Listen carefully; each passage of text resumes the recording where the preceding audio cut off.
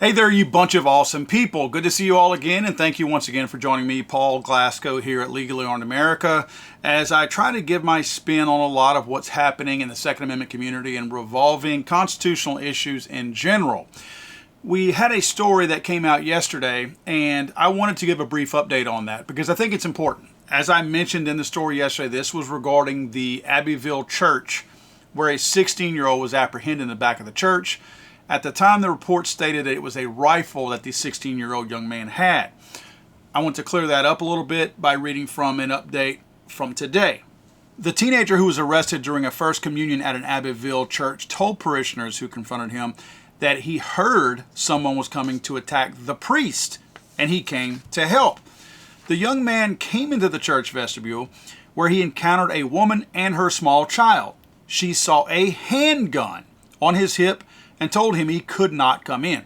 Another parishioner came in the door, escorted the teen outside, and took his gun, the pastor states. Now, quick pause right here. I think it's very important that we understand. Initial report said that he had a rifle. Clearly, he did not have a rifle. I think a lot of people wondered, how did he get into the church? If he had a rifle on him. It seemed like he had made his way into the church and was already going into the crowd. In fact, he was. He had a handgun on his hip, again, where this lady saw it.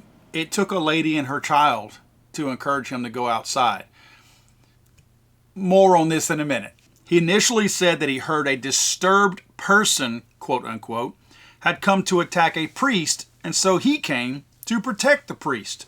That's why law enforcement swept the church looking for further threats, the pastor writes. No one knew his intentions at the time, the priest wrote. He initially said that he had learned there was a disturbed person who was planning to come to mass to attack a priest. The suspect said he had come to stop this attacker. Lots to unpack here. I would imagine this story is far from over. There's probably a whole lot of moving parts here. First of all, this young man comes into a church with a handgun to protect a priest. Specific. He's very specific. He mentions a priest, not some priest, a priest. He does not call law enforcement. I don't know a lot of 16-year-olds, especially in today's day and age. We know the softies and the weak ones that we have out there, who would step in the line of fire and take a bullet, let alone go try to heroically rescue somebody where a disturbed person is allegedly coming to harm them. I'm sure the question they asked him is, who is this disturbed person? And how did you hear about this? Could be this disturbed person is this kid. Young people, and unfortunately, people I know, are not very good liars. And people who lie think they're good liars.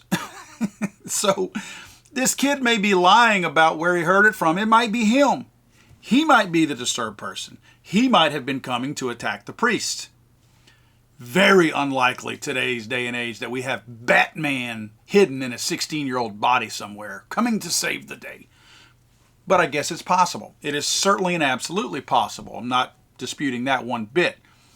Let's also not forget that this is a Catholic church. I don't have to remind you of the things that happen more often than not in the Catholic Church versus other churches with the abuse of children. So I really think there's going to be a lot more that comes out about this story. I'm certainly not trying to create a narrative that's not there, but this doesn't add up. I mean, if there truly was a person threatening to harm the priest and this 16-year-old there was there to save the day, then who made the threat? So we have unanswered questions at this point. If this young man cannot identify the threat, then we have to circle back and assume he more than likely was that threat. So there is an answer to these questions. It's just a matter of whether or not you get a straight answer from somebody who could have been there for other reasons. I'd also like to remind you guys that this kid, they describe him as wearing a black hoodie, and the hoodie was pulled down not only over his head, but pulled down a little bit over his eyes, and he had a mask on. I realize that I mentioned Batman earlier, but I don't think this is that vigilante that we've seen in the movies so often, wearing a mask to save the day. Again, all speculation on my part. But I want to remind you guys, I'm here to speculate. I'm here to give my opinion. I'm here to be biased. I am. This is not a news channel.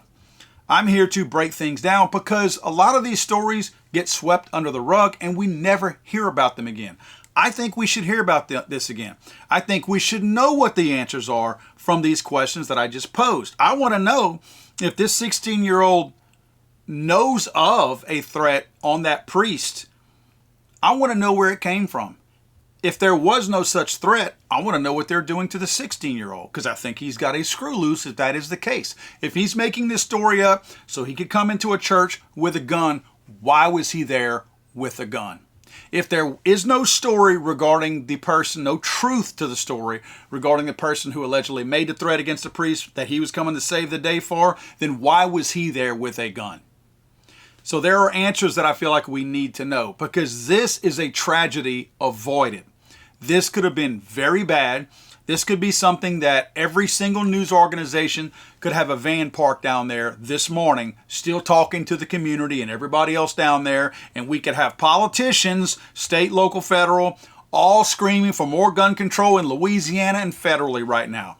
I think we dodged a bullet here, and I think we should be very thankful and grateful that nothing else happened, because it's had all the makings of something going south really fast and a lot of innocent people. There were 60, it was standing room only, 60 children in this church to receive their first communion. Imagine the family members on top of that, but 60 young people. Just the 60 getting their communion, not to mention all the other children who were siblings of these 60 to receive their first communion. This place was packed. Again, standing room only. This could have been an absolute disaster, and it was avoided. Thank God for that. Thank God for this woman for spotting the young man, seeing that he was a little out of place and that he had a gun on him, and whomever disarmed him, thankfully for that as well. Guys, I'm going to do something that I don't usually do. I don't usually recycle my videos. But if you watch my video from yesterday, and a lot of people have, and a lot of you have reached out to me, I enjoy the feedback from you guys. And by the way, my email is paul@LegallyArmedAmerica. Anytime you guys want to email me your thoughts or comments or whichever, if you don't feel like putting them in the comment section, I'm happy to write back to you. But a lot of people have reached out to me. And in the video yesterday where we talked about this story of this 16-year-old in this church, I ended the video, and most of the video at the end was talking about how, quote, leaders and communities have abandoned their responsibility to mentor young people, especially in fatherless homes. It was a message that I didn't intend to be in the video, but as I was recording the video, just so you guys know, I don't have scripts. I literally print things out and I highlight in the margin what things I want to share to you guys from the story. I may write a note, like what I wrote right here where it says no rifle. I wanted to make that point that it was a handgun and not a rifle. But I don't write scripts. I don't script anything that I do. It's all spoken from the heart. It's all spoken on the fly. That's why sometimes I'm not very eloquent whenever I speak, because it's not crafted. It's just speaking from here and here. I feel like anytime I'm reading, you can tell when I'm reading. And I know if I had a script, you would be able to tell that I was reading a script. It would not come across genuine. And it doesn't feel right to me anyway. I find that I don't read a script very good. I've tried it. I'm not good at it. So everything that I discussed yesterday was very spontaneous. That was not the way I expected that video to go. But it was, in my opinion, and a lot of you have mentioned it, and I thank you for that it was a powerful message that more people need to hear. I'm telling you this because I don't want you guys to be sucked into thinking, oh, he just, he recycled a video and put out there and faked it like it's another one. I'm going to carve that message out of that video and put it out there later today after this video, because I want more people to see it. A lot of people who might not have wanted to read that about that story, hear about that story that I talked about this 16-year-old in this church, may have been interested in that family-related message that I was trying to convey at the end of the video. And again, telling you that because if you see a notification for it, I don't expect you to go watch it if you feel like you don't need to see it again. I'm putting it out there so more people can put their eyeballs on it and see the message that I was trying to send out there. I truly believe the failings in most of our communities, probably all of our communities, is a degradation of the family unit. I don't bag on single moms. I don't bag on single dads. They are dealing with the hands that they have been dealt, and I commend them for it. Those that are taking their responsibilities and doing something with it. The ones who aren't are garbage. But there is no mistaking, statistically or in any other way, that a solid family unit, and more than likely with a mom and a dad, is where the better prepared people for this horrible, horrible society come from. They're able to withstand things better. Less peer pressure. They don't succumb to peer pressure as much. They're more prepared for things. They've had things better explained to them because they're getting it from two different perspectives, a mom and a dad. In general, they're just getting a lot of messages and, let's face it, support that someone from a single family household, single parent household may not be receiving. So I think that's extremely important that we draw attention to that. So that's why I'm putting that video out. Hopefully you guys have watched this video all the way through and you get that message. I would also like to remind you guys, if you don't mind, please check that you're subscribed. I don't know if people don't like my message. I don't think that's the case because my views are the same over the last couple of weeks. I'm losing subscribers daily now. It's not even a small trickle upwards. I looked earlier, and over the course of 8 hours, I did not gain one subscriber. I didn't lose, but I didn't gain any. But over the last several days, I'll lose 3 or 4 a day. That's honestly possible, but not likely. I would average thousands of new subscribers a month, hundreds and hundreds a day, sometimes 1,000 or so a day, depending on what type of video it was and what group of people it reached. To have no growth or negative growth is not statistically, it's possible in this world, but it's not statistically possible whenever my viewer numbers, the people who are watching the videos, haven't changed, and whenever the amount of time spent watching the videos hasn't changed or has gone up, which mine have, the subscribership should not be going down. It's YouTube playing games again. Anything you guys can do to get the word out, to encourage friends and family members to take a look at my videos, share them on your social medias, and ask them to subscribe and share as well, is definitely appreciated, because I'm not going anywhere. But I don't want to see my channel get to a point where it dwindles to where many of you who rely on the videos that I put out daily, and because I see you on the live stream whenever we do the premieres, I don't want you guys to get to a point where you lose contact with me, because I think we have built a very solid following. I know many of you. I've spoken with you through chats, through emails, some in person. A lot of these shows we go to, NRA show in Dallas this weekend, I'll be there. Looking forward to seeing you guys there. I talk to a lot of you guys, and I know that we've created something really cool as far as people who are tuning in to watch Legally Armed America videos. And it's disappointing to me to know that I could be speaking in a vacuum at some point, because that message, that signal is not getting past the YouTube people who don't want my message getting out there. And that's unfortunate, because again, I'm not going to stop. These videos are continuing to go out on a daily basis. I'm not going away. I'm just letting you guys know, for ease of finding my videos and getting the notifications, that would certainly help. And of course, the more people that subscribe, it pushes my videos back up into the suggested videos. I still know some get suggested because I have another YouTube account that is not Legally Armed America, so I'll go punch in and kind of look at these videos. So I do see that they are still suggesting some of mine. But because of some of my content, they'll demonetize these videos fast. Like this one right here. Actually, it was a couple days ago. I forget which one I put. As soon as I upload them, like this one about the 16-year-old, they demonetize them. When a video gets demonetized, it's not about the money. It's about the fact that that demonetization, it hurts the algorithm. It purposely hurts the algorithm to not show up in recommended feeds, because they think that next level of programming thinks that because it's demonetized, it must be bad. So we're not going to recommend that video.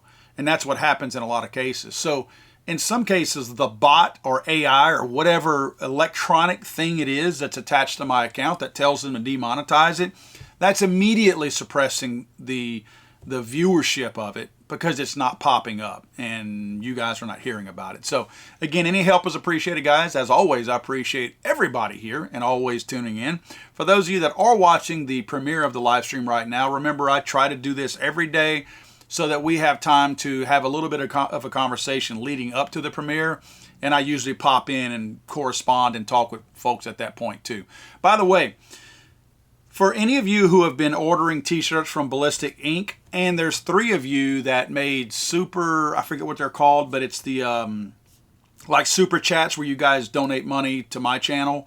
3 of you made super chats a few weeks ago, and I said send me your addresses because I want to send you guys a shirt. Address and shirt size is what I was asking for. Well, Ballistic Ink, I don't know what, I may be making a change here. I don't know why, but a couple of you have sent me orders that have not been fulfilled. Whenever I mention it to Ballistic Ink, they're out of Georgia. They do produce the order and ship it to you. But I've found that in the last probably half dozen times that somebody has sent something to me, nothing was produced and mailed out until I contacted them. So if you're getting issues with Ballistic Ink, first of all, let me know. Email me at paul@legallyyarnamerica.com and send me when you order the shirt and where you're at now with it. I will follow up on that and make sure your shirt gets taken care of. But I sent in a request for the 3 shirts for those of you who made those super chats, and I intend for you to get those. So do me a favor. 3 of you know who you are. I have your emails flagged in my email, so I guess I could go look for it. But whoever it is, email me again, just as a reminder so I can make sure that these are the right accounts and I can get those shirts out there. If I have to do something else from my own stash here, because I do keep some stuff for giveaways at my house, I may do that. But I want to make sure that you guys get your stuff. I don't expect people to do super chats. By the way, Rose Blight, you need to send me your email address. Excuse me. You need to email me your address and your shirt size, because you did a super chat the other day and you did not need to do that. I did not expect that, but I very much appreciate that. So I need to get you a shirt too, so that'll be 4. When you guys do super chats, I don't want you to think that you are ever expected to give me money. I'm going to be as truthful about this as I can. I make a decent living because I have worked very hard since I was a young man in my teens. So I'm not broke. When I complained the other day about the $1,500 for the mapping software, that wasn't a ploy to get you guys to send me money. And I don't think you took it like that. And Rose, I don't think that's why you sent me the money. But you did send it and say, and hope this helps or whatever, put it to the cause or whichever. I appreciate that. But I don't expect you guys to send me money. I don't put these videos out to make money. Do I have sponsors who help me? Of course I do. I'm not stupid. I have an opportunity to work with some great companies out there and do some good things with them, and we, in turn, do things for each other. I help them sell products that I like and that I personally endorse and use. They pay me in return. I make money like that. I don't need you guys sending me money. Am I grateful? You bet I'm grateful. When you guys send me money, it hits me here because I know how bad our economy is. We're all paying too much money for bacon and eggs and bags of potato chips and a steak, if you can afford a steak, milk. So you have no idea how much I understand the sacrifice when you do that. So please don't think that I'm poo-pooing on the niceties that you guys do for me. I'm not upset that you're sending me money. What I'm saying is, please don't think that I expect that. Please don't ever think that I expect anyone to send me anything. You guys watching these videos and sharing them, that's what I don't expect, but that's the gratification that I get from you guys. It's worth way more to me than any money that you could ever send me. So please understand that, guys. Have a great evening. Look for the other video, the recycled video from yesterday about the really positive message that I put out later on in a little while, probably in the next hour or so. It'll be out there, and hopefully you guys can share that as well, because I do think in the end, after looking at it, it was a really good message. Thank you, guys. God save the Queen, man. I'm sorry, I thought this was America.